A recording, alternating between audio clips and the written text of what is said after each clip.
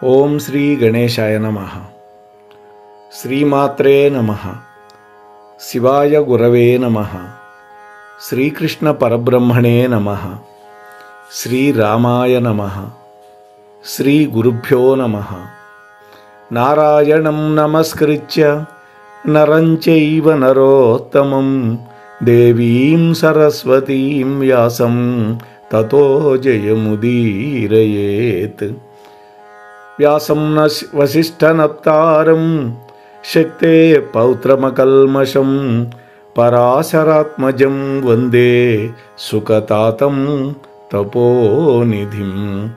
వ్యాసాయ విష్ణురూపాయ వ్యాసరూపాయ విష్ణవే నమో వై బ్రహ్మనిధయే వాసిష్ఠాయ నమో నమః. ప్రియ భగవద్బంధువులారా, మోహనవాణి ఛానల్ ద్వారా ఈ వీడియోని వీక్షిస్తూ ఉన్నటువంటి భక్తామ తల్లులకు తండ్రులకు ముందుగా నా యొక్క సాధువాదాలు. అందరికీ కూడా గురు పౌర్ణమి శుభాకాంక్షలు. వేదాలను కలగాపులగంగా ఉన్నటువంటి వేదాలని 4 భాగాలుగా విభజించి అష్టాదశ పురాణాలు, అష్టాదశ ఉపపురాణాలు, పంచమ వేదంగా భాసిల్లేటటువంటి 1,00,000 శ్లోకాలతో 18 పర్వాలతోటి 100 ఉపపర్వాలతోటి మహాభారతాన్ని అందించినటువంటి వాడు. హైందవ సంప్రదాయంలో కృష్ణ ద్వైపాయనుడిగా పిలువబడేటటువంటి విష్ణుమూర్తి యొక్క 22వ అవతారమైనటువంటి వ్యాస మహర్షి యొక్క సంక్షిప్త చరిత్రని ఈరోజు మనం శ్రవణం చేసే ప్రయత్నం చేద్దాం. ఒక ద్వీపంలో పుట్టాడు, నల్లగా ఉన్నాడు, అందుకని కృష్ణ ద్వైపాయనుడు అని పేరు వచ్చింది ఆయనకి. వేదాలను విభజించటం వల్ల వేదవ్యాసుడు అనే పేరు వచ్చింది. అంతేకాదు, సప్త చిరంజీవుల్లో వ్యాసుల వారు కూడా ఒకడు. వేదవ్యాసుడి యొక్క జన్మ వృత్తాంతం అష్టాదశ పురాణాల్లో, మహాభారతంలో అనేక చోట్ల ప్రస్తావించబడింది. ఇప్పుడు మనం చెప్పుకునేటటువంటి జన్మ వృత్తాంతం మహాభారతం ఆదిపర్వం తృతీయ ఆశ్వాసంలో నుంచి గ్రహించాను. పూర్వకాలంలో చేది రాజ్యాన్ని వసువు అనేటువంటి ఒక మహారాజు పరిపాలన చేస్తూ ఉన్నాడు. ఆయన భక్తికి, ఆయన తపస్సుకి మెచ్చుకొని ఇంద్రుడంతటి వాడు ఒక విమానం ఇచ్చాడు. ఆ విమానంతో ఎక్కడికైనా వెళ్ళగలడు. అంటే ఆకాశంలో సంచరించేవాడు విమానంలో. అందుకని ఆయనకి ఉపరిచర వసువు అనేటువంటి పేరు కూడా వచ్చింది. ఒకరోజు వేటకి అడవికి వెళ్ళాడు. అయితే ఈ వేట అనేది సప్త వ్యసనాల్లో ఒకటిగా ఉన్నప్పటికీ క్రూర మృగాల సంఖ్య పెరిగిపోయి సాధు మృగాల సంఖ్య అడవుల్లో తగ్గిపోయి ఆహారం కోసం పెంపుడు జంతువులు ఉంటాయి, ఎద్దులు, ఆవులు, పశువులు, బర్రెలు, ఇవన్నీ వాటిని తినేస్తూ ఉంటాయి గ్రామాల మీద పడి. అప్పుడు ఆ ప్రజలందరూ మొరపెట్టుకుంటే అప్పుడు ఆ రాజు వేటకు వెళ్ళి వాటిని సంహరించి వాళ్ళ బాధ తీరుస్తాడు. అదొకటి. ఇంకొకటి మృగయా వినోదం అని కూడా ఉంటుంది రాజులకి. వేటాడటం అనేది ఒక వినోద కార్యక్రమం. వాళ్ళు మాంసాహారులు కాబట్టి స్వతహాగా కొన్ని జంతువుల్ని వేటాడి వాటి మాంసం తింటారు. సరే, ఒకరోజు వేటకెళ్ళాడు అడవికి. ఆ అడవిలో మహర్షులు తపస్సు చేయడం చూసి తాను కూడా తపస్సు చేయడం మొదలుపెట్టాడు.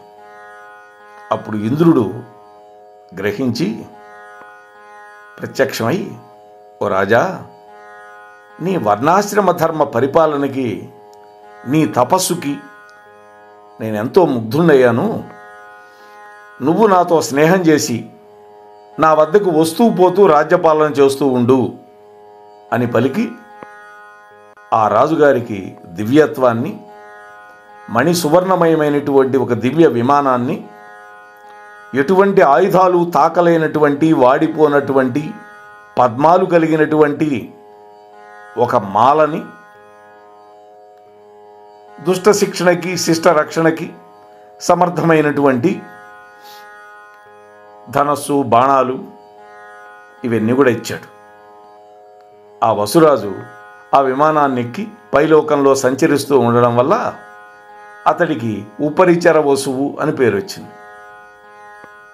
ఈ వసువు నివసిస్తున్నటువంటి నగరానికి పక్కగా శుక్తిమతి అనేటువంటి నది ప్రవహిస్తూ ఉంది. ఆ నది పేరు శుక్తిమతి. శుక్తిమతి అనేటువంటి నది పక్కనే కోలాహలము అనేటువంటి ఒక పర్వతం ఉంది. ఈ కోలాహల పర్వతానికి ఈ శుక్తిమతి నది మీద మోహం కలిగింది. అందుకని ఆ నదిని అడ్డగించాడు. అప్పుడు ఉపరిచరుడు ఆ పర్వతాన్ని తన కాలితో ఒక్క తాపు తన్నితే ఆ పర్వతం వెళ్ళి అవతల పడింది. అయితే శుక్తిమతికి కోలాహలుడికి మధ్య జరిగినటువంటి ఆ సంపర్కం వల్ల గిరిక అనేటువంటి కుమార్తె, వసుపదుడు అనేటువంటి కొడుకు పుట్టారు. శుక్తిమతి వాళ్ళిద్దరినీ ఈ వసు మహారాజుకి కానుకగా అర్పించింది. ఈ మహారాజు ఆ అందాల భరిణి అయినటువంటి గిరికని వివాహం చేసుకున్నాడు. వసుపదుణ్ణి తన యొక్క సైన్యాధిపతిగా చేసుకున్నాడు. ఒక రోజున వసు మహారాజు వేటకెళ్ళాడు. అంటే పితృకార్యం కోసం, మాంసం కోసం వెళ్ళాడు ఆయన. చూడండి, అప్పుడే కొత్తగా పెళ్ళయింది. కానీ పితృకార్యానికి ఆ యుగాల్లో మాంసం పెట్టేవాళ్ళు. ఇప్పుడు కలియుగంలో మాంసం నిషేధం పితృకార్యాల్లో. దాని బదులు మాష చక్రాలు పెట్టాలి.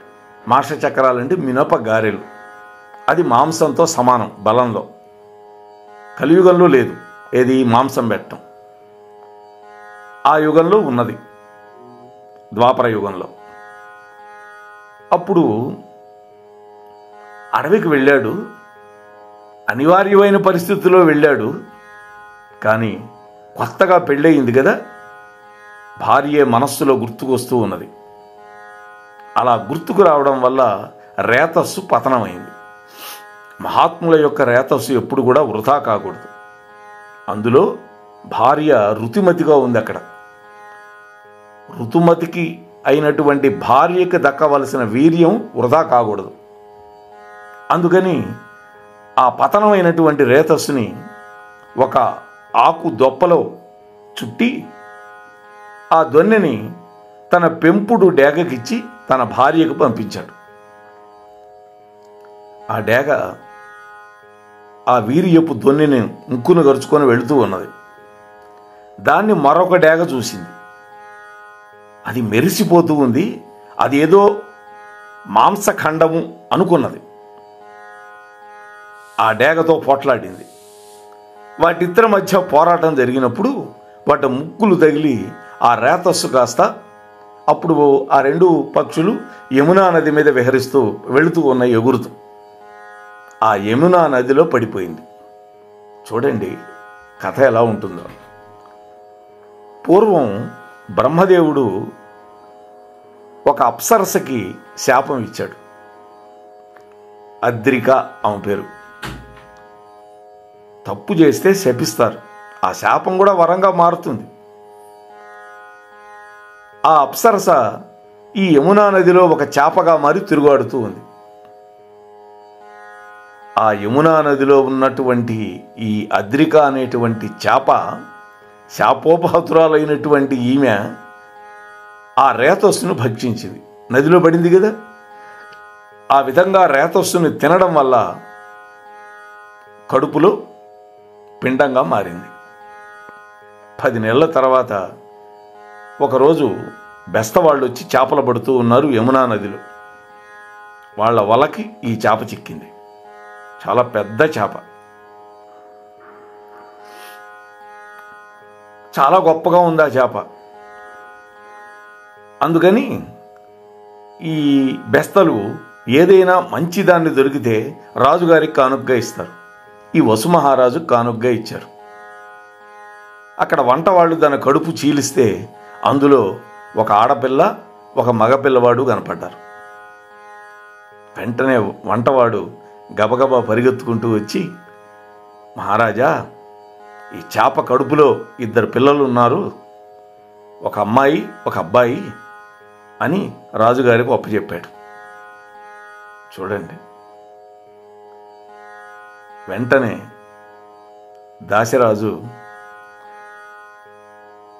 దాశరాజును పిలిపించాడు. దాశరాజు అంటే ఈ బెస్తలకి రాజు అన్నమాట.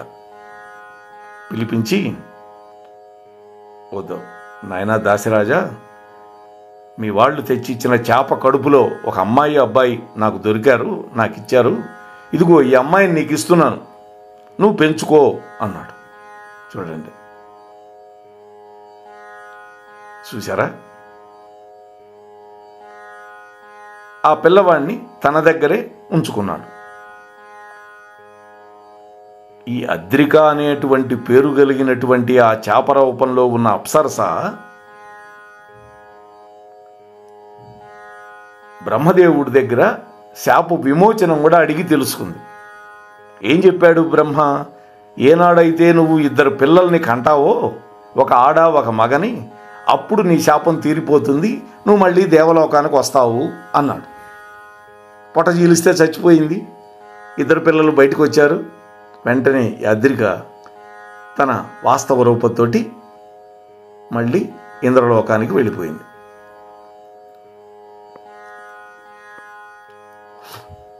ఆ మగబిడ్డ పెద్దవాడై ఆ రాజ్యానికి రాజయ్యాడు. ఆ బాలిక మత్స్యగంధి అనే పేరుతో పెద్దదైంది. చూడండి, అంటే దాశరాజు ఆ అమ్మాయిని కూతురుగా పెంచుకున్నాడు. ఆ పిల్లవాడిని రాజుగారు కొంతకాలం పెంచిన తర్వాత ఈ దాశరాజుకే ఒప్పచెప్పాడు. ఆ పిల్లవాడు రాజైనాడు ఆ యొక్క చేపల వాళ్ళందరికీ. సరే, ఆ అమ్మాయి మత్స్యగంధి అయింది. అంటే చేపల కంపుతో ఉంటుంది, గంధము అంటే వాసన. ఈ మత్స్యగంధి తండ్రి గారు లేనప్పుడు యమునా నది మీద నావ నడుపుతూ అటు వాళ్ళని ఇటు వాళ్ళని అటు దాటిస్తూ ఉంటుంది. వాళ్ళు ఇచ్చే డబ్బేదో తీసుకుంటూ ఉంటుంది.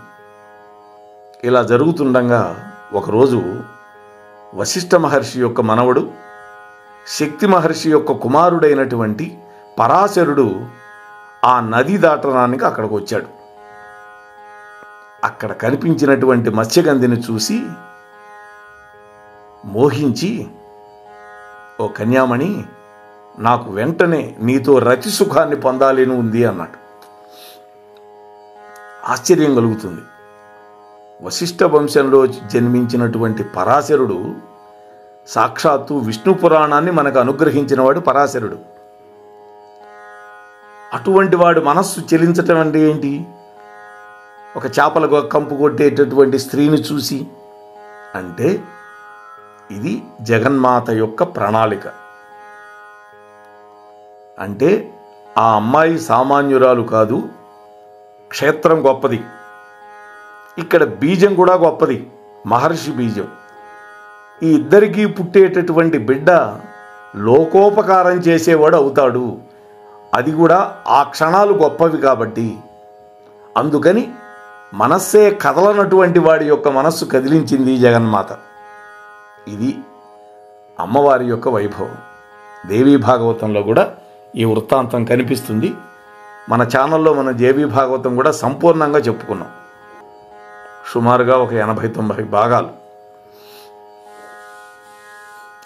అయితే ఆమెన్నది మత్స్యగంధి, ఓ మహానుభావ, బ్రాహ్మణోత్తమ, ఓ ఋషిసత్తమ, నా శరీరం అంతా చేపల వాసనతో ఉంది. దానికి తోడు నేను తండ్రి చాటు బిడ్డని. కన్యాత్వం కనుక చెడిపోతే నా తండ్రి యొక్క మొహాన్ని ఏ విధంగా నేను చూడగలుగుతాను అన్నది. ఇవాళ ఆధునిక పోకడలు పోయే యువతులు చాలా ఆలోచించాలి. మహాభారతం ఏం చెబుతోందో. ఇవాళ కన్యాత్వం అంటే లెక్కలేనితనం ఏర్పడిపోయింది. మగవాళ్ళకి అట్టనే ఉంది, ఆడవాళ్ళకి అట్టనే ఉంది. అదొక విశృంఖలత్వం. అదేదో ఫారిన్ కంట్రీ కల్చర్ని మనం తెచ్చుకొని మన నెత్తిని రుద్దుకుంటున్నాం. అది ఎంత తప్పో అర్థం కావటంలో. అప్పుడు పరాశర మహర్షి అన్నాడు, ఓ మత్స్యగంధి, నువ్వు సామాన్యురాలివి కాదు. వసుమహారాజు యొక్క వీర్యానికి అద్రిక అనేటువంటి అప్సరస్సుకి జన్మించినటువంటి దానివి నువ్వు అని ఆ అమ్మాయి యొక్క జన్మ వృత్తాంతం చెప్పాడు. చేపల వాసన పొయ్యేటట్టుగా నీకు వరమిస్తున్నాను. ఇక నుంచి నువ్వు యోజనగంధి అనే పేరుతో పిలువబడతావు. నీ శరీరం నుంచి వచ్చే వాసన 1 యోజనం పాటు వ్యాపిస్తుంది, అంటే 8 మైళ్ళు వ్యాపిస్తుంది. అది కూడా ఒక గొప్ప వరం. ఆ వరం ఇవ్వడంలో కూడా ఒక అంతరార్థం ఉంది. ఆ వాసనకే ఆకర్షితుడై శంతన మహారాజు ఇక్కడికి వచ్చి ఈమెను పెళ్లి చేసుకున్నాడు. ఆ తర్వాత కాలంలో చూసారా మరి. అంటే మహర్షులు ద్రష్టలు, జరగబోయేది వాళ్ళు దర్శించి ఆ వ్యక్తికి ఏం కావాలో అది అనుగ్రహిస్తారు. ఇది మనం మర్చిపోకూడదు. మళ్ళీ ఆమె అన్నది, మహానుభావ, ఇది పగటి సమయం, రతి జరపడానికి అనుకూలమైనటువంటి సమయం కాదు కదా. పైన సూర్య భగవానుడు వెలుగుతూ ఉన్నాడు అన్నది. చూడండి, అంటే మొట్టమొదట కన్యాత్వం చెడిపోకుండా ఉండేటట్టుగా ఏర్పాటు చేశాడు. శరీరానికి వాసన పోయేటట్టు ఏర్పాటు చేశాడు. ఇక ఆమె మూడో అనుమానం ఏంటి? పగలు.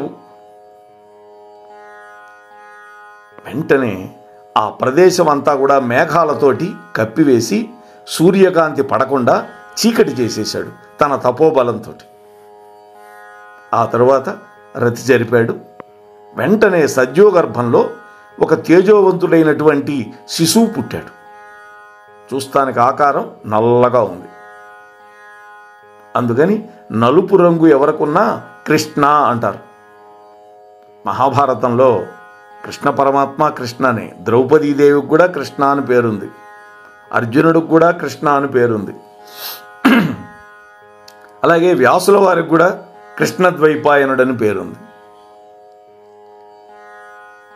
ఆ శిశువు పుట్టిన వెంటనే పెద్దవాడైపోయాడు, యువకుడైపోయాడు. తల్లికి తండ్రికి నమస్కరించి, తల్లి, నీకు ఎప్పుడు నాతో అవసరం పడినా నువ్వు మనస్సులో స్మరించినంత మాత్రాన నీ ముందు ప్రత్యక్షం అవుతానన్నాడు. వెళ్ళిపోయాడు. ఇక మహాభారతంలో వ్యాసుల వారి యొక్క పాత్ర ఏంటి? వాస్తవానికి వ్యాసుడు మహాభారతాన్ని రచించాడు. అందులో ఒక పాత్ర కూడా తాను. పాండవ వంశం విస్తరించడానికి తాను కారణభూతుడు. తానే బీజావాపం చేశాడు.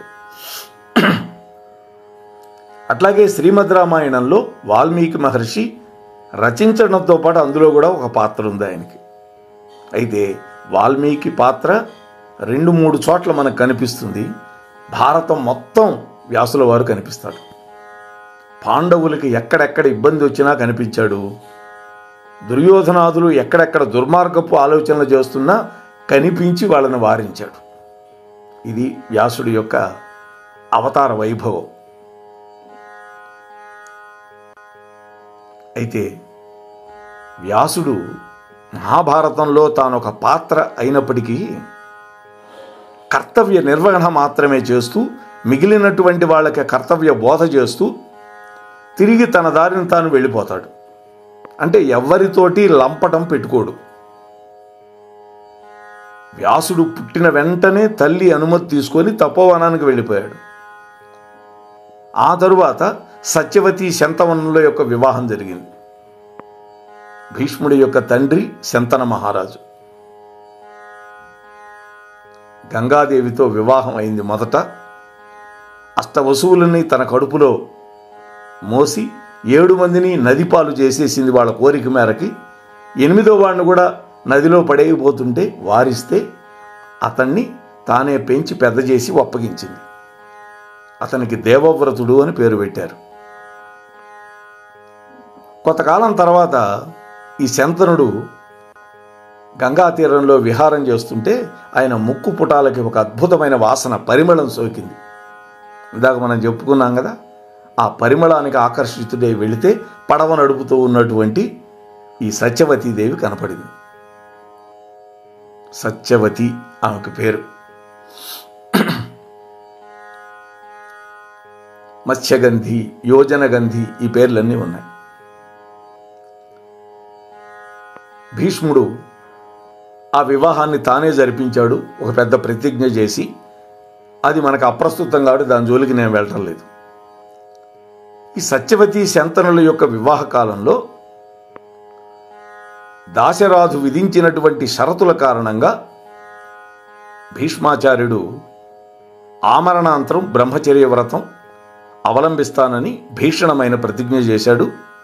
శంతనుడి యొక్క మరణం తర్వాత శంతన మహారాజు కొడుకులు చిత్రాంగదుడు, విచిత్రవీరుడు ఇద్దరున్నారు. వాళ్ళని జాగ్రత్తగా చూసుకుంటున్నాడు భీష్ముడు. ఈ చిత్రాంగదుడు బలగర్వంతో అదే పేరు కలిగినటువంటి ఒక గంధర్వుడి చేతిలో అకాల మృత్యువు పొందాడు. 3 ఏళ్లు పోరాటం చేసి చచ్చాడు. ఈ విచిత్రవీర్యుడు సుఖలాలస్త వల్ల అకాల మరణం చెందాడు. చూడండి, వంశం ఆగిపోయే పరిస్థితి వచ్చింది. కురువంశం, భరత వంశం వారసులను కోల్పోయిన తరుణంలో సత్యవతీదేవి భరత వంశాన్ని పునరుద్ధరించడం కోసం తన పుత్రుడైనటువంటి వ్యాసుల వారిని మననం చేసింది, స్మరించుకుంది. వెంటనే వచ్చాడు. భరత వంశాన్ని నిలబెట్టమని వ్యాసుల వారిని ఆదేశించింది. తల్లి ఆదేశాన్ని అనుసరించి వ్యాసుడు అంబికయందు ధృతరాష్ట్రుణ్ణి, అంబాలికయందు పాండురాజుని, దాసికి విదురుణ్ణి ప్రసాదించి మళ్ళీ తపోవనానికి వెళ్ళిపోయాడు.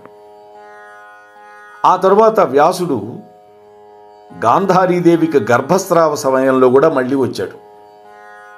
ధృతరాష్ట్రుడి యొక్క భార్య గాంధారి అక్కడ కుంతీదేవికి ప్రథమ పుత్రుడు పుట్టాడు అని విని గర్భతాడనం చేసుకుంది. ఆ గర్భంలో నుంచి పిండం బయటపడింది. అప్పుడు వ్యాసుల వారు వచ్చి ఆ పిండాన్ని 101 ముక్కలు చేయించి నెయ్యి పోసినటువంటి ఘటాల్లో ఉంచి వాటిని జాగ్రత్తగా పరిరక్షించే విధానాన్ని కూడా చెప్పి తిరిగి తన దారిని తాను వెళ్ళిపోయాడు. ఇప్పుడు మన వాళ్ళు చెబుతున్నారు కదా టెస్ట్ ట్యూబ్ బేబీ అని, అది భారత కాలంలోనే ఉంది. చూడండి, ఒక రకంగా టెస్ట్ ట్యూబ్ బేబీ, కడుపులో ఉన్న పిండం బయటకు వచ్చింది. దాన్ని కుండల్లో పెట్టి వాటికి కావలసినటువంటి ఉష్ణోగ్రతని ఏర్పాటు చేసి నేతి కుండల్లో పెట్టి కాపాడి పిల్లలు వచ్చేటట్టు చేశాడు.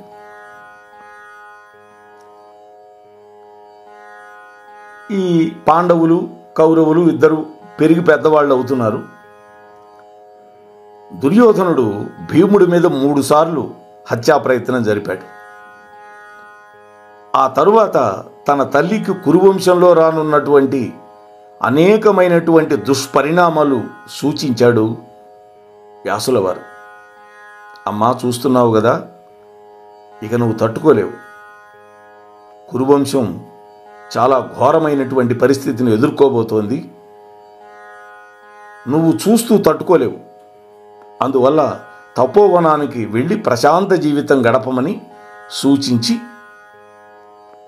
వెళ్ళిపోయాడు. అప్పుడు ఆ సత్యవతీదేవి తన 2 కోడళ్ళని వెంటబెట్టుకొని వెళ్ళిపోయింది. చూడండి, ఆ తరువాత లాక్షాగృహ దహనం తర్వాత, హిడింబాసురుడి యొక్క మరణం తర్వాత హిడింబి భవిష్యత్తు చెప్పింది. అంత శక్తి కలిగింది హిడింబి. ఏం చెప్పింది? శాలిహోత్రుడు అనేటువంటి మహానుభావుడు నివసించిన ప్రాంతంలో ఉండండి మీరు అన్నది. తాను మాత్రం భీముడితో విహారం పగలపూట చేస్తానంది, రాత్రిపూట మాత్రం భీముడిని ఇక్కడ వదిలిపెడతానంది. ఆ శాలిహోత్రుడు నివసించిన ఆశ్రమ ప్రాంతంలో పాండవులు నివసించే సమయంలో వ్యాసుల వారు పాండవుల దగ్గరకు వచ్చి వారికి ఊరట కల్పించాడు. ఆ ఆశ్రమం యొక్క మాహాత్యాన్ని చెప్పాడు. అక్కడ సరస్సులో నీళ్లు తాగిన వాళ్ళకి ఆకలి దప్పిక రెండూ ఉండవని, అక్కడ చెట్టు కింద నివసించే వాళ్ళకి చలి కానీ, వాతం కానీ, వర్షం కానీ, ఎండ భయాలు ఉండవని సలహా ఇచ్చాడు.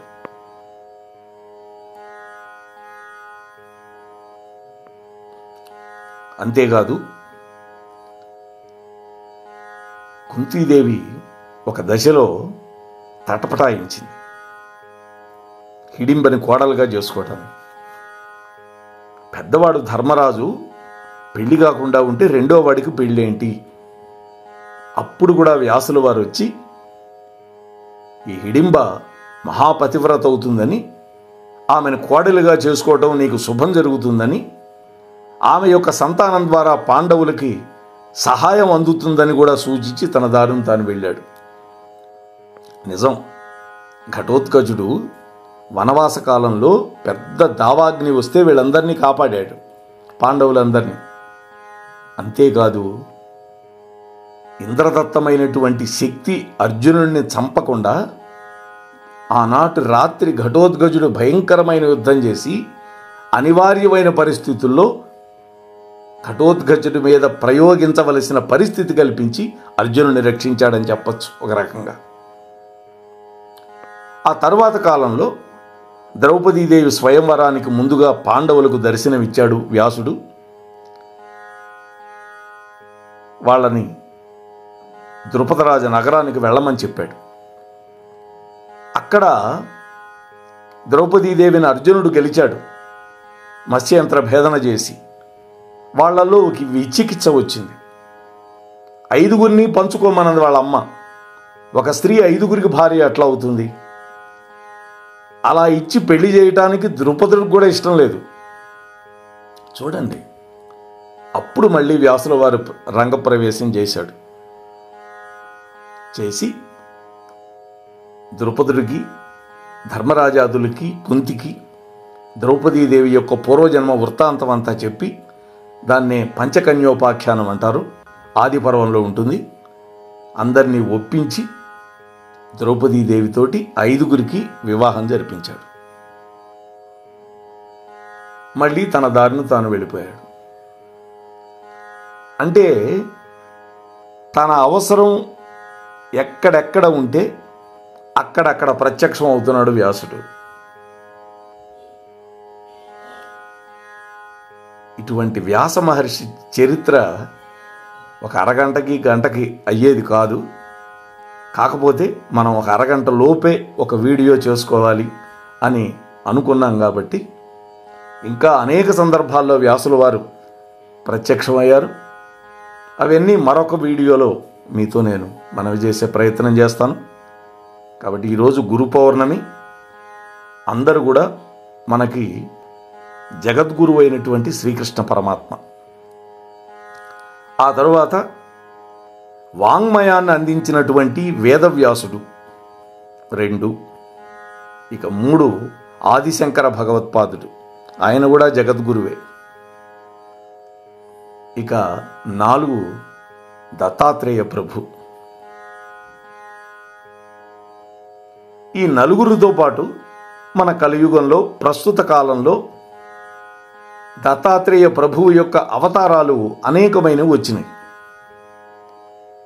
వాటిల్లో శ్రీపాద శ్రీవల్లభ స్వామి కానీ, అలాగే మనమందరం కొలిచేటటువంటి సాయినాథుడు కానీ, వీళ్ళందరినీ మనం గురుస్వరూపాలుగానే భావిస్తున్నాం, భావించాలి కూడా. ఎందుకంటే గురువు యొక్క అనుగ్రహం కనుక లేకపోతే అది గుడ్డి విద్య అవుతుంది. ఆ విద్యకి పరమార్థం ఉండదు. లౌకికమైన ప్రయోజనం ఉంటే ఉండొచ్చు, కానీ పారలౌకికమైన ప్రయోజనం కావాలి అనుకుంటే తప్పకుండా ఒక సద్గురువును ఆశ్రయించాలి. చక్కగా మేము చేసుకోగలుగుతామంటే మంత్రోపదేశాన్ని పొందొచ్చు, ఆ మంత్రాన్ని చేసుకోవచ్చు. లేదు మంత్రోపదేశం తీసుకుంటే కష్టం అని అనుకుంటే నీ ఇష్టం వచ్చినటువంటి దైవం యొక్క నామాన్ని పట్టుకోండి. ఆ నామాన్ని సర్వకాల సర్వావస్థల్లో జపించుకుంటూ తరించచ్చు కలియుగంలో. కాబట్టి ఈ గురువు గురించి ఇవాళ ఆషాఢ పౌర్ణమి రోజు వ్యాసుల వారి జన్మదినం. అందుకని వ్యాసుల వారి గురించి, వారి జన్మ వృత్తాంతం, మహాభారతంలో వారు చూపిన కొన్ని వైభవాలని క్లుప్తంగా తెలుసుకునే ప్రయత్నం చేశాం. అట్లాగే మరికొన్ని అంశాలు గురువు యొక్క దివ్య వైభవాన్ని మన వేద వాంగ్మయంలో సూచించినటువంటి వాటిని వీలు వెంట మన ఛానల్లో మీరు వినే భాగ్యం మన అక్కునూరి వారు కలిగిస్తారని నమ్ముతూ స్వస్తి సర్వేషాం. అందరికీ కూడా గురువు యొక్క దివ్యానుగ్రహం కలగాలి అని మరొక్కసారి ప్రార్థన చేస్తూ ముగిస్తున్నాను. స్వస్తి.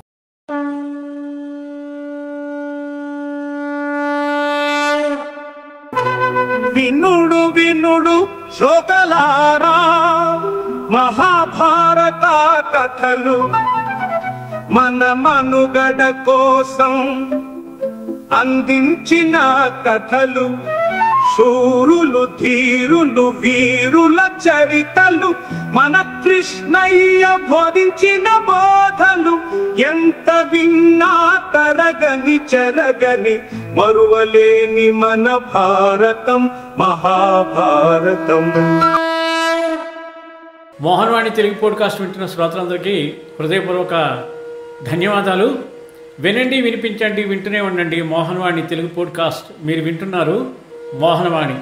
మా కార్యక్రమాలు మీకు నచ్చితే ఇప్పటివరకు మా ఛానల్కి సబ్స్క్రైబ్ చేసుకోకపోతే వెంటనే ఈ క్షణమే సబ్స్క్రైబ్ చేసుకుని ఆ పక్కనుండే బెల్ బటన్ని మ్రోగించి అందరికీ షేర్ చేసి మీ విలువైన కామెంట్ను కూడా చేసి మమ్మల్ని ప్రోత్సహిస్తారని కోరుతున్నాను.